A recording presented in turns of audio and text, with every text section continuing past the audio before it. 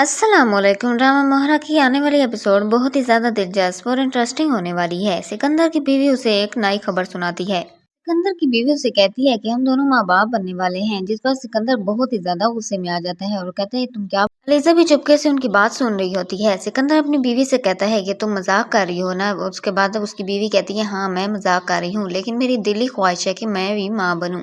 میری یہ خواہش کب پوری کرو گے؟ جس پر سکندر اسے اگنور کر دیتا ہے اور وہاں سے عریشہ کو بہت زیادہ غصہ آتا ہے اور وہ کہتی ہے جب انوشے کی باری تھی تو تم نے اس سے فوراً شادی کر لی اور وہ ماں بننے والی بھی تھی، اور اب جب میری باری آئی تو تم کہتی ہو مجھے بچہ نہیں چاہیے۔ اس پر سکندر کو بہت زیادہ غصہ آ جاتا ہے۔ وہ کہتا ہے تمہیں کتنی بار کہا ہے میرے سامنے انوشے کا نام مت لیا کرو، اگر گھر میں کسی نے اس کا نام سن لیا تو کیا ہوگا؟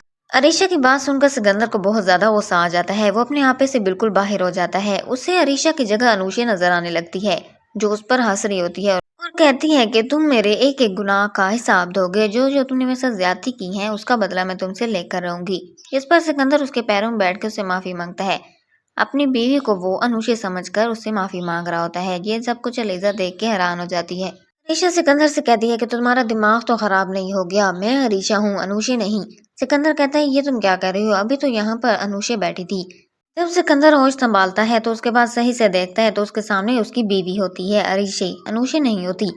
اور عریشہ کہتی ہے کہ تمہارا لگتا ہے دماغ خراب ہو گیا ہے۔ سکندر اپنی بیوی سے کہتا ہے کہ آج کے بعد اس انوشے کا نام میرے سامنے مت لینا۔ انوشے کا نام سنتے ہی میرا دماغ بالکل خراب ہو جاتا ہے اور مجھے کچھ سمجھ نہیں آتی، ہر جگہ وہی مجھے دکھائی دینے لگتی ہے۔ علیزہ یہ سب کچھ دیکھ رہی ہوتی ہے۔ علیزہ کے ذہن میں خیال آتا ہے کہ کیوں نہ اسی طرح ان سے بدلہ لیا جائے۔ سکندر جیسے ہی انوشے کا نام سنتا ہے تو وہ پاگل ہو جاتا ہے، اسے کچھ سمجھ نہیں آتی۔ اسی طرح اگر میں اس سے بدلہ لوں تو بہت اچھا رہے گا۔ اسی کے ساتھ ساتھ آپ کو دکھایا جائے گا کہ علیزہ اپنے دوسرے مقصد میں بھی کامیاب ہو جاتی ہے۔ سکندر کو اپنے کاروبار سے علیحدہ کر لیتی ہے اور حمزہ کا کام علیحدہ کرا لیتی ہے۔ علیزہ حفیظ کو اپنے ساتھ ملا لیتی ہے اور نیوز چینل پر نیوز چلاتی ہے کہ سکندر نے حفیظ کو نقصان پہنچایا ہے، جس کے بعد فرید حمدانی بہت زیادہ پریشان ہوتا ہے۔ سکندر کی وجہ سے ان کے تمام بزنس میں لاس ہونے لگتا ہے، جس کے بعد فرید حمدانی کہتا ہے کہ مجھے سکندر کو اپنے کاروبار سے علیحدہ کرنا پڑے گا۔ سکندر نے حفیظ کو نقصان پہنچا کے اچھا نہیں کیا اور ساری میڈیا والے ہم پہ باتیں کر رہے ہیں، اس لیے سکندر کو اپنے بزنس سے علیحدہ کرنا ہوگا۔